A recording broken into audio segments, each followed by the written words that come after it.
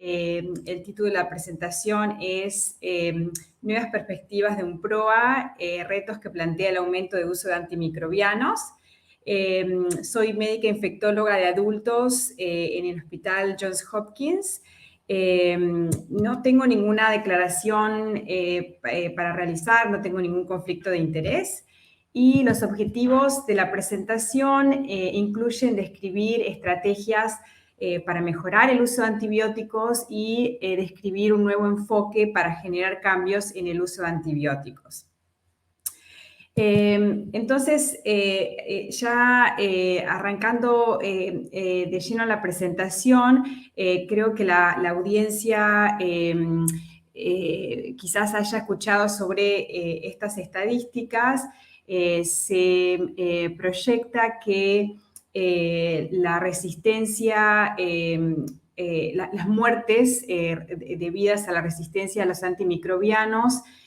va a superar a las muertes por cáncer para el año 2050 si no se cambia la trayectoria del uso de antibióticos. Sabemos que el uso de antibióticos es el principal responsable de la resistencia a los antimicrobianos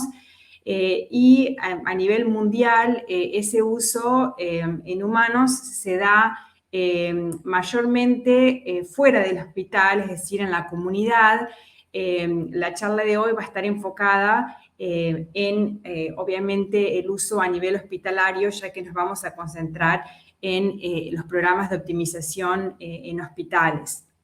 Pero sí es importante tener en cuenta esas cifras, ya que obviamente no vivimos en una burbuja y es importante invertir y poner esfuerzos también en comunicación y educación a nivel de la comunidad, de cuál es el problema de los antibióticos, cuándo ayudan, cuándo no ayudan y cuáles son las consecuencias del uso inapropiado de antibióticos. Entonces, sabemos, se ha publicado mucho sobre el rol que cumplen los programas de optimización de antimicrobianos, ya sea a nivel hospitalario, más recientemente en los últimos años también se ha estudiado los PROA a nivel de otros ambientes de cuidados de salud, como por ejemplo centros de pacientes con enfermedades crónicas, cuidados crónicos y a nivel ambulatorio. La mayor parte de los datos, por lo menos en esta lámina, se refiere a PROAs implementados a nivel hospitalario y sabemos que están asociados con una reducción en infecciones por bacterias resistentes, tanto estafilococo resistente a la meticilina como gram negativos. Se sabe que estos programas son más efectivos cuando están acompañados de programas de prevención y control de infecciones. Uno de los factores más importantes es que esté acompañado con higiene de manos. Eso ha sido una asociación muy consistente publicada en varios estudios.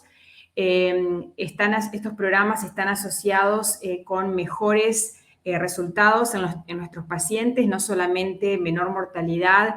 sino también más alta tasa de curación, menos efectos adversos. Con respecto a esto, sabemos que están asociados a una reducción en los casos de Clostridioides difficile, reducción en costos de salud y también sabemos que, y esto es importante quizás para programas que recién están arrancando, que los resultados del programa van aumentando a medida que el programa se consolida y que va transcurriendo el tiempo. Es decir, que no necesariamente estos beneficios se ven en el corto plazo, sino se empiezan a ver a medida que el programa crece. Entonces, sabemos que para que un programa tenga, digamos, esos resultados, lo que llamamos que un programa sea efectivo, no es una tarea fácil y requiere requiere varios componentes. Esto es lo que el CDC ha definido como los core elements, como los componentes que sí o sí tienen que estar presentes. Sabemos que estos elementos o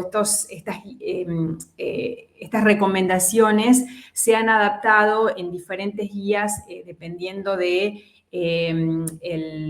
los recursos disponibles en cada lugar. Pero uno de los componentes más importantes es el apoyo por parte de la directiva del hospital. Está relacionado también que eso es lo que va a asegurar que haya personal dedicado para que cumpla estas funciones, y es importante saber que ya se ha, digamos, analizado cuál es el mínimo que el personal tiene que estar dedicado a estas actividades para poder llevarlas a cabo. La parte de farmacia, obviamente, que es clave en los PROA, y sabemos que hay muchas actividades, digamos, de optimización de antimicrobianos que va a ser el farmacéutico, las intervenciones, el monitoreo de las intervenciones y de los datos, el reporte de los datos y la educación del personal de salud. Obviamente podríamos dedicarle una charla entera a cada uno de estos componentes, pero bueno, dado la limitación del tiempo, vamos a tratar de tocar en algunos de estos puntos en el resto de la presentación. Quería compartir con ustedes un estudio publicado en CID hace un par de años, que básicamente evalúa un método para hospitales de menos de 200 camas. Estos hospitales quedarían en la categoría de hospitales chicos, en una zona de Estados Unidos que se considera rural, en donde estos hospitales no cuentan con expertos en farmacia o expertos en PROA. Son 15 hospitales que participan del estudio y se randomizan a 3 intervenciones. Un programa o una intervención es lo que ellos consideran una intervención básica, en donde los hospitales reciben educación sobre los principios de PROA, se ponen a disposición ciertas herramientas, guías de cuáles serían potenciales intervenciones que podrían hacer, cómo implementar el PROA. Sí se les brinda acceso a un infectólogo a través, o sea, un servicio telefónico que le llaman un hotline para consulta de casos, y se les devuelve un boletín mensual con noticias relevantes, por ejemplo, recomendaciones de guías, y boletín mensual también con los datos de antibióticos de ese hospital en particular. Entonces, los 15 hospitales reciben esta intervención básica, y algunos de los hospitales se randomizan a que reciban una intervención más avanzada, que incluye educación más intensificada, con clases, módulos online, clases presenciales por parte de un equipo de PROA con mucha experiencia. Y quizás la diferencia más importante es la implementación de una lista restringida de antibióticos, y en este sentido algunos hospitales implementaron una lista reducida, digamos, de antibióticos restringidos, es lo que le llaman el programa número 2, y otros hospitales randomizados a que reciban o a que implementen una lista más ampliada de antibióticos restringidos, sería el programa número 3, y el programa número 1 era el programa básico, digamos, que es las acciones solamente de la izquierda. Y básicamente los resultados, la columna de la izquierda o los gráficos de la izquierda muestra el impacto de este programa en todos los antibióticos, y los gráficos de la derecha sería para el impacto en los antibióticos de amplio espectro. Y como ven, bueno, el primero es el programa 1, que era el programa básico. El segundo programa en el medio, que era el que le daba más educación y una lista limitada de antibióticos restringidos. Y el tercer grupo, que es el que le da la educación más intensificada y una lista de antibióticos restringidos más ampliada. Y como ven, si está, bueno, de la izquierda para la línea de puntos se refiere a una reducción. Como ven, el mayor impacto en reducción tanto de antibióticos a nivel total como antibióticos de amplio espectro se ve con el programa número 3, que es el programa, digamos, más intenso. Con respecto a el hotline y cuánto tiempo le consume a este grupo de expertos, digamos, que se pone a disposición para hospitales o que están recién arrancando o que no van a tener acceso a una persona, digamos, física en ese lugar. En el curso de los 15 meses hubo una media de 62 discusiones por mes. La mayoría fueron de lunes a viernes y la duración de las llamadas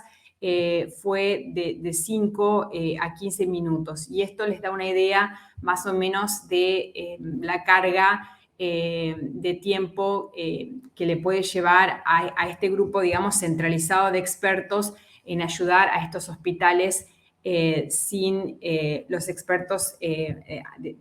físicamente en esos hospitales. Quería también compartir con ustedes con respecto o relacionado a lo anterior y la falta, digamos, puede ser por falta de disponibilidad de expertos a nivel local, pero también es algo que sería aditivo si es un programa que sí tienen sus expertos a nivel local y pueden ir aumentando digamos, la capacidad del PROA. Esto es un trabajo que hicimos en nuestro hospital en Hopkins a través de o con apoyo del CDC, en donde fue un trabajo, digamos, pionero para evaluar cómo se podían integrar el equipo de enfermería en las actividades de PROA. En nuestro caso, por ejemplo, el equipo de enfermería es, digamos, la persona que está al lado del paciente más tiempo y más tiempo, digamos, que el médico que va haciendo rondas por diferentes pisos. Entonces, tenía mucho sentido que el enfermero que está, digamos, al pie de la cama y que conoce mucho al paciente pueda contribuir con la optimización a los antimicrobianos de diferentes maneras. Entonces, la manera que lo encaramos fue, bueno, obviamente hicimos todo un trabajo de campo, digamos, antes de iniciar una intervención, tratando de entender cuáles eran las barreras y cuáles eran cuál era la perspectiva, digamos, de enfermería con respecto a este tema. Sí encontramos que muchas veces o indicaban que necesitaban más formación en lo que era comunicación y cómo comunicar ciertos temas médicos a un médico. Hicimos educación en problemas comunes. Sí, por ejemplo, también aprendimos que en la escuela de enfermería se desarrolla muy poco el tema de resistencia, antimicrobianos, el tema de infectología en general, y sí nos resaltaron como un tema importante. Entonces, desarrollamos material de estudio para problemas más comunes, como bacteriuria sintomática, indicaciones para testeo de Clostridioides difficile, cultivos respiratorios. generamos material, que en la próxima lámina les doy un ejemplo, guías para que los enfermeros puedan evaluar la necesidad de cultivos de orina o cultivos respiratorios. Estos fueron las áreas que identificamos como potenciales áreas de intervención. Y cómo hacer una documentación más precisa de alergia a la penicilina. En nuestro caso, por ejemplo, la primera persona que entra la historia de alergia en la historia clínica, perdón, en la historia clínica electrónica es el enfermero que hace el triage. Entonces nos parecía clave que tocar en este punto.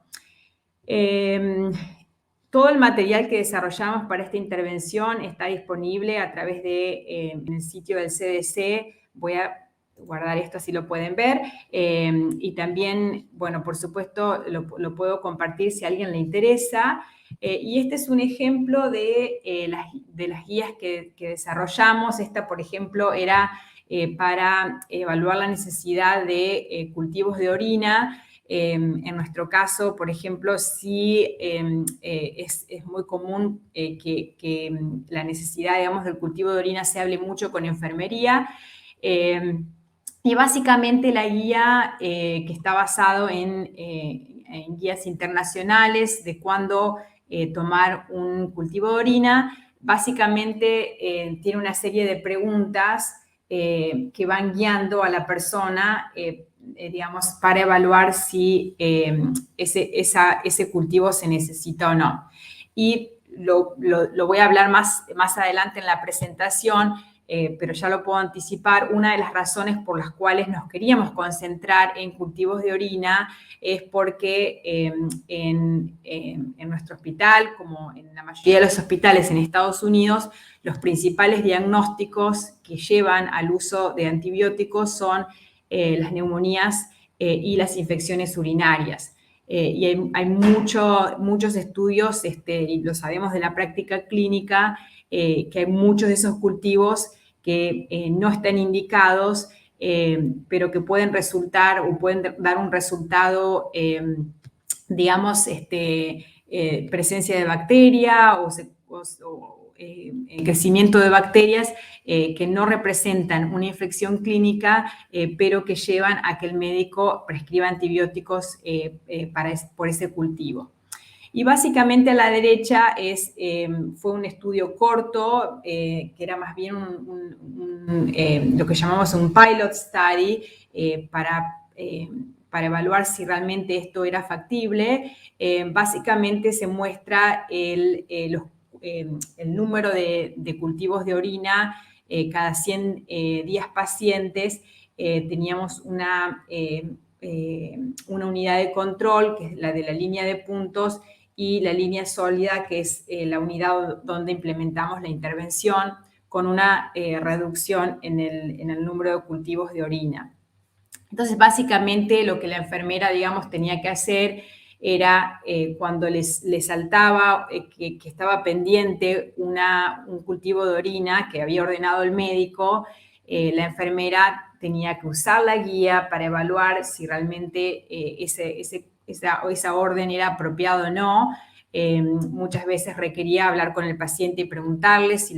el paciente tenía síntomas o no. Esto lo hicimos en un piso de medicina donde la mayoría de los pacientes obviamente pueden hablar. Obviamente con apoyo de los médicos de planta para hacer la intervención, y si se llegaba a la conclusión de que ese cultivo de orina no estaba indicado, entonces la enfermera se lo planteaba al médico y se tomaba una decisión conjunta de si la orden esa se debía procesar o no. Este otro estudio es sobre una estrategia para mejorar el uso de antibióticos preservando la autonomía de los prescriptores. Sí, se habla mucho de cuando digamos, cuando queremos lograr un cambio en el uso de antibióticos, es importante tener en cuenta a la persona que tiene que generar el cambio, o sea, el prescriptor, y no que parezca que estamos imponiendo una intervención. Y ha habido muchos estudios recientemente que tratan de evaluar este tema y este es un estudio lindo publicado hace un par de años en donde hospitales holandeses hay un equipo, digamos, PROA de expertos que lleva a cabo el estudio y selecciona unidades con baja apropiabilidad de consumo, con baja apropiabilidad de antibióticos o que tenga alto consumo, o sea, unidades que el equipo PROA considera que no tiene buen uso de antibióticos. Se hace un análisis de causa de ruta con los médicos de estas unidades, se hacen entrevistas para evaluar, tratar de entender cuáles serían los factores que están llevando a que se use mucho o que se use de manera inapropiada en estas unidades. Se presentan los hallazgos de esta evaluación en la unidad, se identifica una persona que le llaman el campeón, digamos, o el líder de esa unidad que está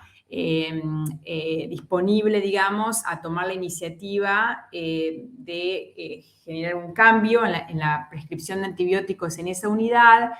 y se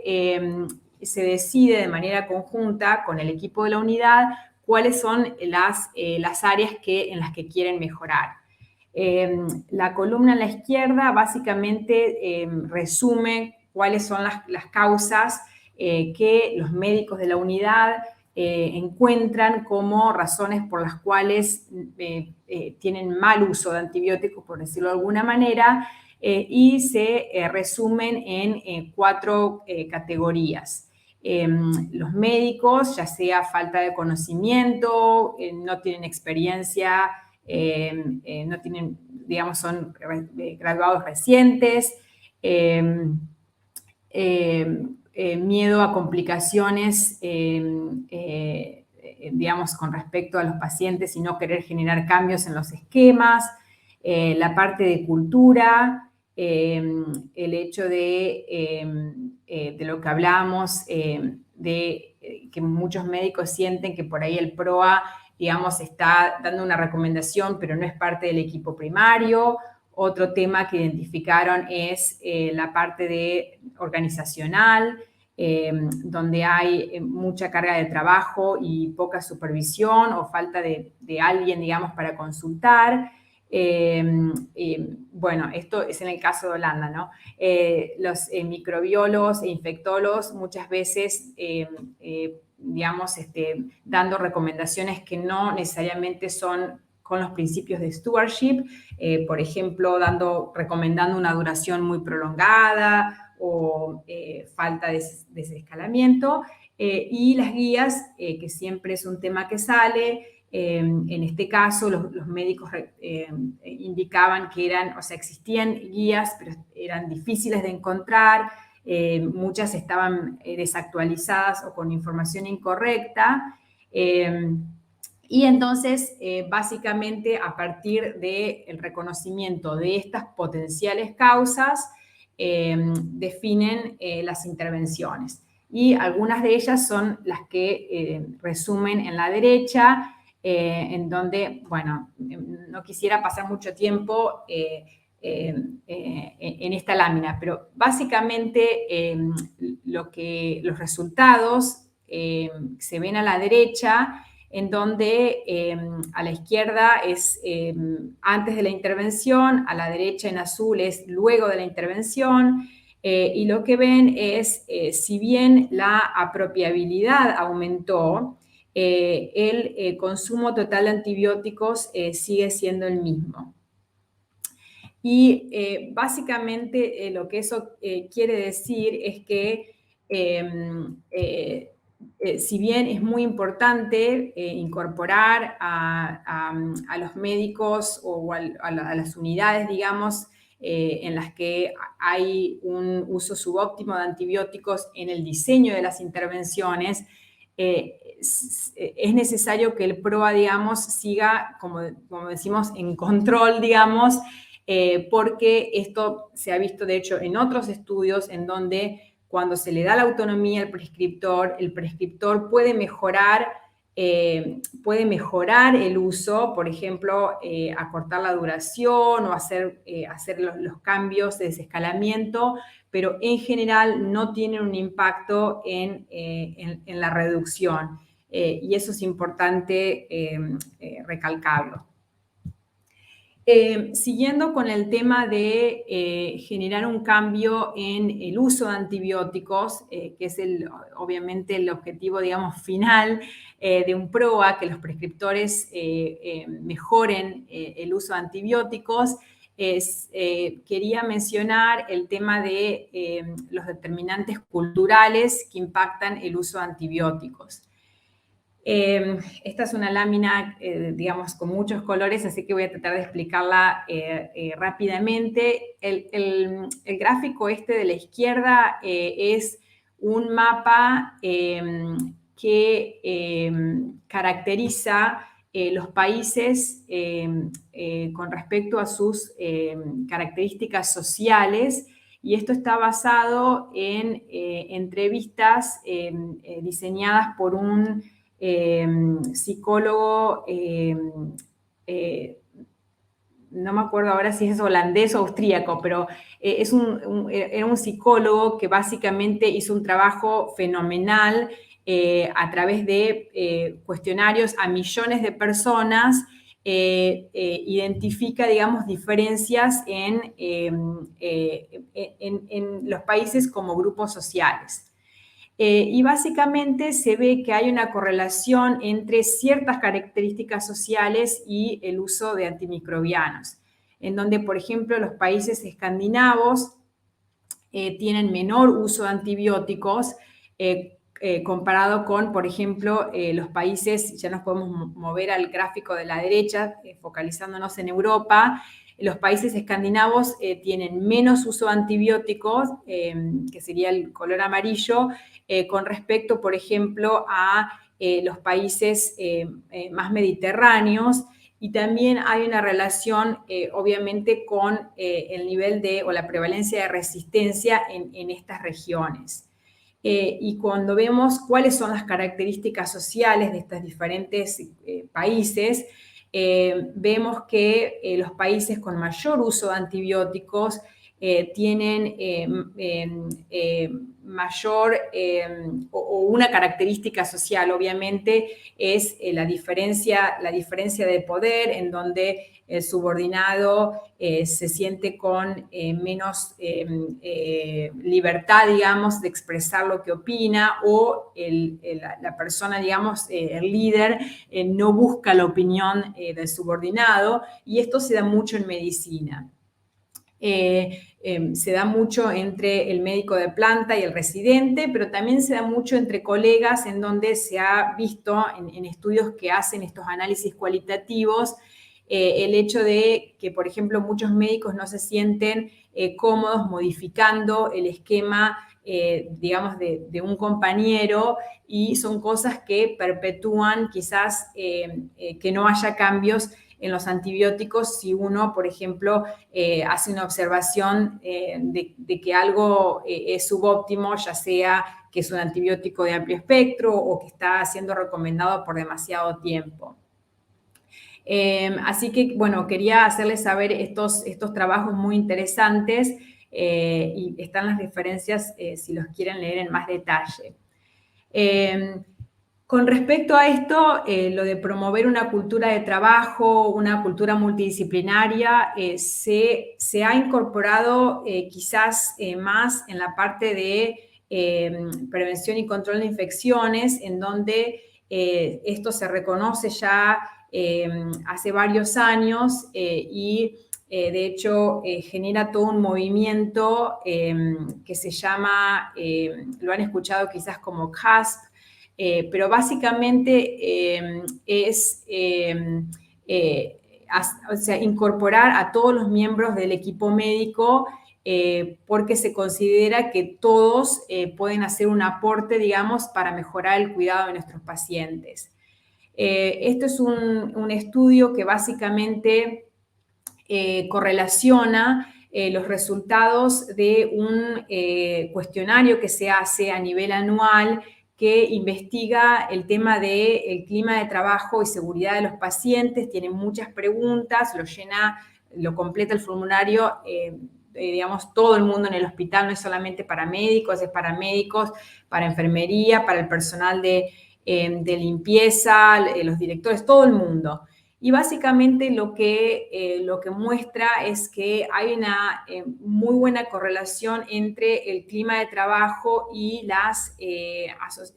infecciones asociadas a cuidados de salud, en este caso las bacteriemias asociadas a catéter. Es decir, que cuando hay un mejor clima de trabajo, hay una menor tasa de infecciones asociadas a los cuidados de salud. Y eso quizás entonces es algo que tengamos que incorporar más en los PROA y cómo encaramos la optimización de antimicrobianos. Este es un estudio que evalúa las percepciones en este caso son médicos de familia, médicos de cabecera, con respecto al uso de antibióticos en Estados Unidos. Son más de 1.500 médicos entrevistados y miren lo que el estudio nos muestra.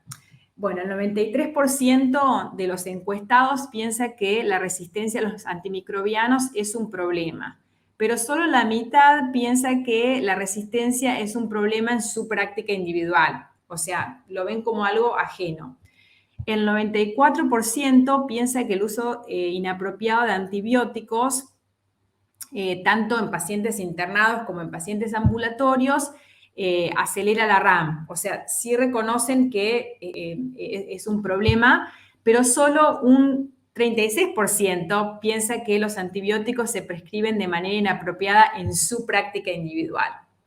Y el 60% opina que prescribe antibióticos de manera más apropiada que sus colegas. O sea, la mayoría piensa que, de vuelta, no es un problema de ellos, sino de otra persona. Entonces, esto es algo que realmente tenemos que poder trabajar y, digamos, lograr que todos reconozcan que podemos hacer una contribución y que no es algo, digamos, ajeno a la persona individual. Otros estudios también han evaluado, entonces, cuáles serían los factores que generarían ese cambio. Este es un estudio, también es un cuestionario, es otro cuestionario a médicos de cabecera en Estados Unidos y evalúa tanto factores clínicos como no clínicos que impactan cómo deciden, o sea, a la hora de decidir prescribir antibióticos específicamente para pacientes con síntomas respiratorios. Los factores clínicos con fuerte correlación para prescribir fueron la duración de los síntomas y la severidad. Es decir, que cuando el médico encuentra que el paciente dice que ha tenido los síntomas por X cantidad de tiempo y X severidad, hay una tendencia a prescribir y no es que necesariamente o sea, yo quiero que recuerden esto para los pacientes con síntomas respiratorios, sino la idea de poder entender, digamos, por qué la gente, en este caso, prescribe, cómo prescribe, para poder diseñar intervenciones. Y los factores no clínicos que tuvieron mejor correlación fueron la demanda de antibióticos por parte del paciente y servicio al paciente, y esto ha sido motivo de trabajos posteriores en donde se trabaja mucho en este caso es un problema a nivel ambulatorio, entonces se trabaja mucho con educar al paciente para que el paciente no pida el antibiótico. Y también se ha hecho mucho trabajo en atacar, digamos, el problema por parte del paciente, que el paciente no quiera o sienta que no tiene que recibir ese antibiótico para sentir que está teniendo una buena calidad de servicios, y también poder ayudar al médico que está súper ocupado y que tiene 1000 consultas, hacer ese paso, acelerar ese paso, porque obviamente lleva tiempo explicarle al paciente por qué no le va a dar el antibiótico, y se han hecho muchos trabajos para facilitar eso, desde, por ejemplo, ya tener un script que el médico pueda utilizar,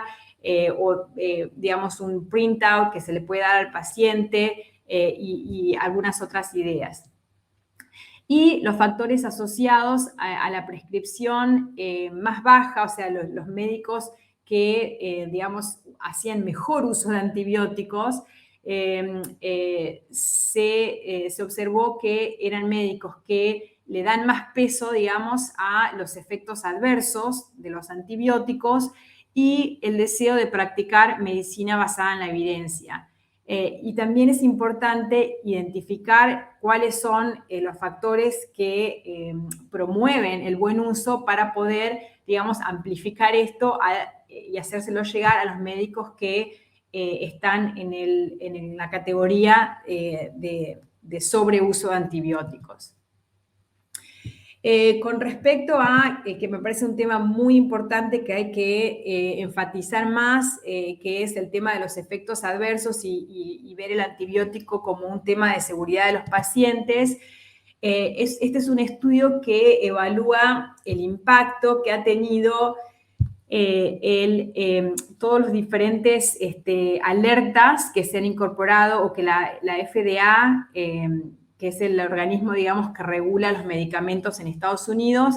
las diferentes alertas que se han incorporado en el transcurso del tiempo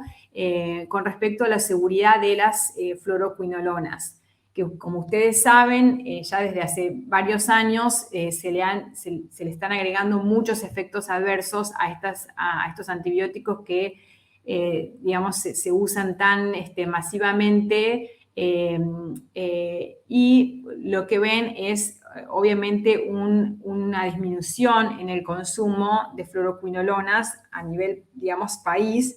y como comparación, el consumo de amoxicilina.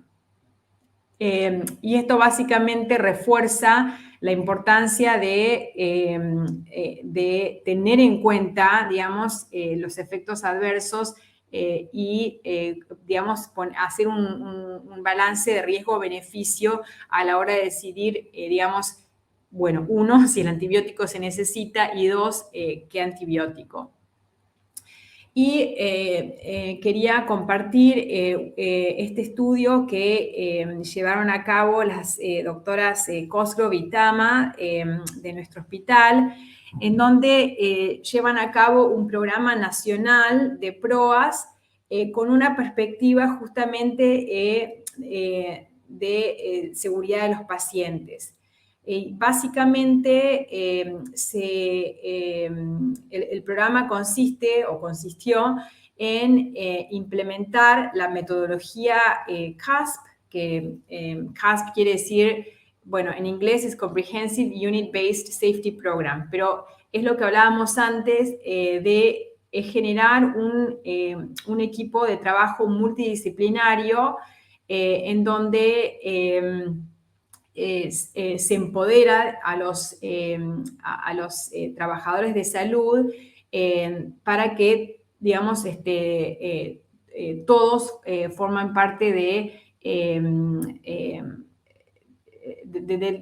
equipo, digamos, primario, y no que todo quede, digamos, dictado por una sola persona que habitualmente, digamos, puede llegar a ser el médico más senior. A través de un tipo de programa de esta clase, digamos, se trabaja mucho en lo que es comunicación, trabajo en equipo, y se dieron herramientas de no solo cómo mejorar el PROA, sino también actualización con contenido, digamos, técnico o médico. El programa incluyó muchísimos hospitales en Estados Unidos y hubo una disminución en el uso de antibióticos con este tipo de intervención. Un marco para optimizar el uso de antibióticos que se generó como parte de este trabajo fue lo que le llaman los 4 momentos de la decisión de antibióticos, que básicamente incluyen, el primer momento es el momento, digamos, clave de definir si el paciente que estoy viendo tiene una infección que requiera antibióticos. Si se han ordenado los cultivos que necesito para después poder hacer el desescalamiento. Sabemos que si no obtenemos los cultivos antes de comenzar los antibióticos, la sensibilidad de estos cultivos baja muchísimo. El tercer momento es una vez que ya hemos recolectado información y ya han pasado algunos días, si necesitamos continuar antibióticos. Sabemos que muchas veces los antibióticos, por ejemplo, se inician en la emergencia cuando el paciente llega, que el cuadro es confuso y no se sabe bien qué es lo que está pasando, y que muchas veces se continúa por una cuestión de que nadie se anima como a reevaluar la necesidad de ese antibiótico, pero esto debe incorporarse si estamos todos de acuerdo que el paciente necesita seguir con antibióticos. Si necesito cambiar basado en los cultivos, cambiar a un antibiótico de menor espectro, y si se puede pasar a la vía oral. Y el cuarto momento sería la duración de tratamiento. Hemos hablado de esto y creo que me estoy quedando sin tiempo, pero básicamente esta lámina era para repasar nuevamente cuáles eran algunos de los factores, digamos, que llevan a prescribir antibióticos y que son cosas que nos van a ayudar, si nosotros como PROA las entendemos, nos van a ayudar a llevar a cabo intervenciones más efectivas. Y esto, por ejemplo, lo que hablábamos de no querer cambiar los esquemas de un colega, o ante la incertidumbre el médico siempre tiende como a prescribir más. El hecho de que, como habíamos comentado, que la mayoría de la gente siente que cuando uno prescribe es como un solo paciente o un solo antibiótico, y piensa que no está contribuyendo, digamos, a la RAM, y sabemos que eso no es así, que cada prescripción cuenta, y tratar de generar o tratar de cambiar esas percepciones. Este es un estudio que siempre me gusta mostrar, que lo utilizamos para cuando hablamos de esa contribución, de que cada antibiótico, digamos, contribuye. Es un estudio que muestra el impacto, digamos, de la prescripción de un antibiótico en el paciente individual. Entonces, incluye tanto pacientes que han recibido antibióticos para infecciones urinarias o para cuadros respiratorios. Estos son estudios de pacientes ambulatorios, y que han tenido un cultivo, digamos, posterior en algún momento, digamos, después de completar el tratamiento, y si hubo un cambio en el perfil de la flora, de las bacterias, y si se detecta resistencia. Y básicamente lo que vemos es que en la gran mayoría de los estudios en donde se ha incluido, digamos, esta información, sí hay una correlación muy clara entre haber recibido el antibiótico y desarrollar una infección por un organismo resistente. Entonces, me parece que esto es clave para mostrar que sí, ese paciente, digamos, al que le estamos dando el antibiótico, que va a sufrir esa consecuencia del antibiótico. y cuando hablamos de efectos adversos,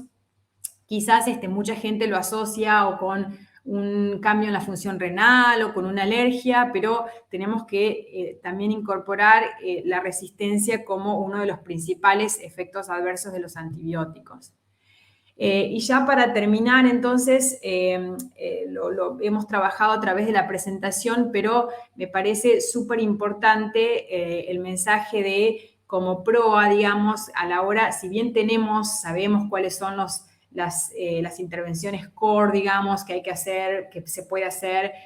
preautorización, que se va a hacer post-prescription review and feedback, todas las estrategias de digamos, reportes selectivos, digamos, son las intervenciones que ya sabemos que se pueden hacer, pero es importante entender el problema, o sea, digamos, de todos los potenciales usos subóptimos de antibióticos, en qué nos queremos concentrar. Por ejemplo, a través de estudios de prevalencia en Estados Unidos, que estos datos los renuevan cada algunos años, digamos, hacen una evaluación, digamos, de cómo se están usando los antibióticos. Y es importante saber porque necesitamos saber dónde tenemos que priorizar las intervenciones. Entonces sabemos, por ejemplo, en Estados Unidos, 1 de cada 3 pacientes hospitalizados tiene un antibiótico que de alguna manera es inapropiado, ya sea no tenía indicación, es una duración muy larga, y ya sea la falta de indicación puede ser que no es un proceso bacteriano o que hay bacteria pero es colonización. Y sabemos que estos son los problemas más comunes, y en esto entonces nosotros dirigimos nuestras intervenciones. También sabemos, por ejemplo, que en Estados Unidos los diagnósticos más comunes que llevan antibióticos son neumonía e infección urinaria, pero esto no necesariamente sean los mismos diagnósticos en otros países. De hecho, en otros países los principales diagnósticos son neumonía, infección de piel blandas e infecciones intraabdominales. Entonces es importante conocer en su hospital, en su región, digamos, cuáles son los principales problemas. Con respecto a antibióticos, sabemos que, por ejemplo, acá las prescripciones inapropiadas más frecuentes tienen que ver con vancomicina y fluoroquinolonas, pero esto obviamente va a variar de un lugar a otro. Y siempre que me voy despidiendo con esto, es que una vez que identificamos el problema, tenemos que tener un método, digamos, para no solamente implementar la intervención, sino, digamos, cómo seguirla. Entonces, obviamente, por ejemplo, no se puede generar un cambio si no hay un compromiso y un apoyo por parte de la gente que tiene que llevar al cambio. Lo vimos en el ejemplo del proyecto con enfermería, que lo vimos con el ejemplo del proyecto de intervenciones definidas por la unidad. Obviamente necesitamos educar y hay que identificar cuál es el gap en educación. Puede ser que sean las dos cosas, puede ser que necesitemos educar en la parte médica, técnica, pero también educar en la parte de comunicación, en la parte de cómo trabajar en equipo, llevar a cabo la implementación y qué es lo que necesita para implementar. Por ejemplo, como lo decíamos en el estudio de Holanda, bueno, o sea, las guías están, uno puede decir, sí, implementé guías, pero después la gente no las encuentra, o las encuentra y no entiende la información, o la información está desactualizada, y eso nos lleva a lo que es evaluar, o sea, si ya hicimos la implementación de algo, ver si está funcionando y qué es lo que tengo que modificar para que funcione si no está funcionando. Y esto es lo que llamamos la mejora continua, o el ciclo de mejora continua. La última lámina es una frase que dijo Sir Alexander Fleming después de haber ganado el premio Nobel por su descubrimiento de la penicilina. Esto lo dijo en el año 1945 y básicamente dice que la persona que prescribe la penicilina de manera inmoral o sin juicio es responsable de la muerte del hombre o del paciente que sucumbe a una infección con el organismo resistente a la penicilina. Es decir, que descubre, digamos, este medicamento que va a salvar muchas vidas, pero también rápidamente entiende cómo digamos, se desarrolla resistencia y la importancia del uso apropiado de este medicamento. Así que voy a dejar ahí.